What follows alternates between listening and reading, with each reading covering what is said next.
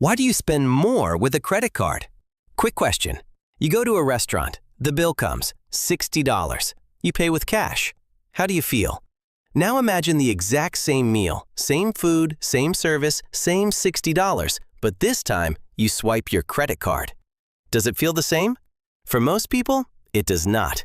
And that feeling, that tiny difference in how much it hurts to pay, that is one of the most studied phenomena in behavioral economics. And today, we break it down completely. By the end of this video, you will understand 4 things. Why credit cards make spending feel painless, why that is not an accident, what the research actually says about how much more we spend when we use cards, and most importantly, what you can do about it without cutting up your credit card. Let us start with a concept called the pain of paying.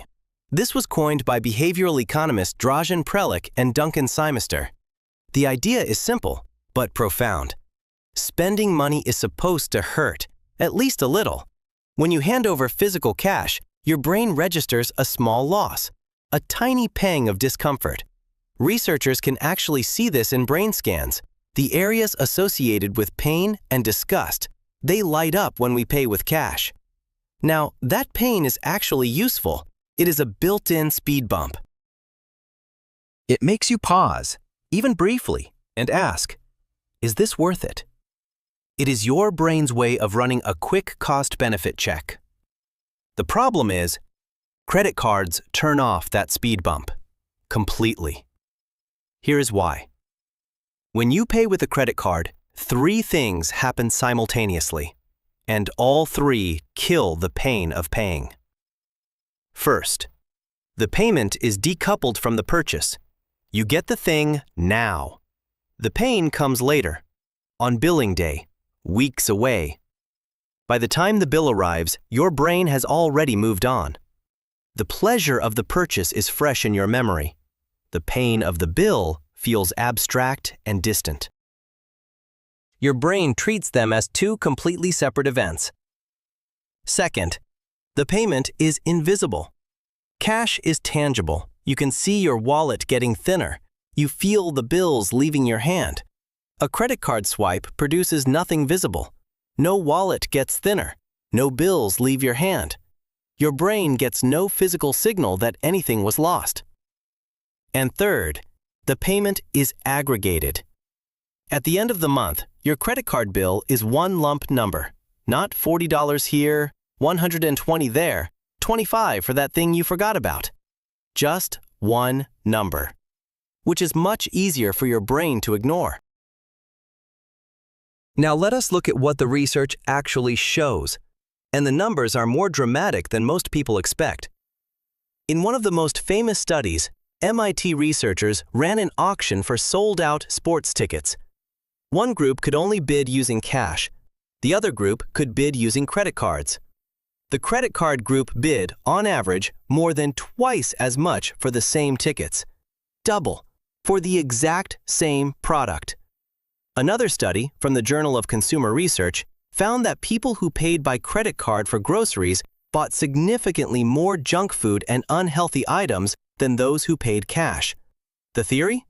When paying with cash, you are more conscious of the trade-off. Every dollar has weight. With a card, the trade-off disappears. You buy what your impulse wants, not what your rational mind would approve. And a landmark study by Avni Shah found that people actually feel less ownership and attachment to items they paid for with a card versus cash, even though they legally own both items equally. You paid for it, but it does not quite feel like yours. It gets more interesting. Studies show that people tip more generously at restaurants when paying by card. They donate more to charity when using a card. They are more willing to pay premium prices for luxury items. And this is the one that should genuinely surprise you. When people are primed by thinking about credit cards, even just seeing a credit card logo, they are more likely to spend more. Even if they then pay with cash, the card logo alone is enough to shift your mental state into spending mode. So, what is actually going on in the brain? When you see a credit card or think about card payment, your brain activates what researchers call a reward schema.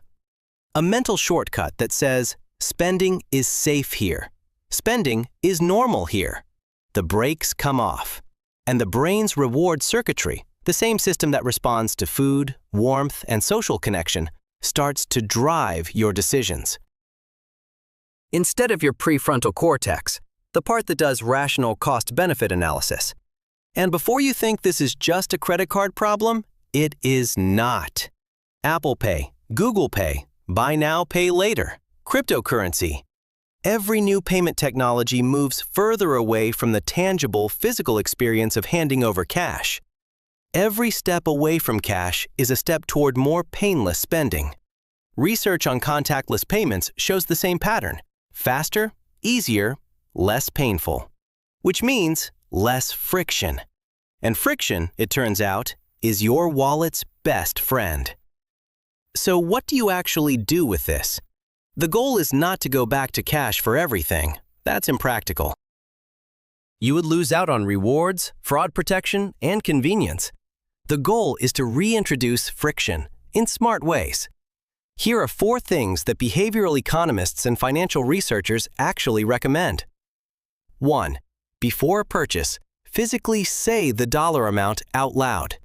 Research shows that verbalizing the cost reactivates the pain of paying, even when using a card. Saying $35 out loud is fundamentally different from swiping silently. 2. Use a debit card instead of a credit card for everyday spending. It still removes the friction of handling cash, but the payment comes out of your account immediately, which makes the loss feel more real and more connected to the purchase. 3. Check your bank balance before any discretionary purchase. Studies show that people who are regularly aware of their actual balance make significantly more conservative spending decisions. Awareness is friction. 4. Turn on real-time transaction notifications on your phone. Every transaction becomes visible the moment it happens, which partially reintroduces the visible loss effect that cash provides. Each ping is a tiny moment of awareness. Here's the big takeaway. Credit cards are not evil. They are tools. But they are tools specifically engineered to reduce the psychological friction of spending. And that engineering works on everyone, including people who know about it. Knowing this gives you a small advantage, not immunity, an advantage. The next time you reach for your card, you are equipped with something most people do not have: the awareness that your brain is about to enter spending mode. And awareness, even a few seconds of it, changes the decision. If this made you think differently about how you spend, subscribe. We break down one behavioral economics concept every week in plain English. See you next time.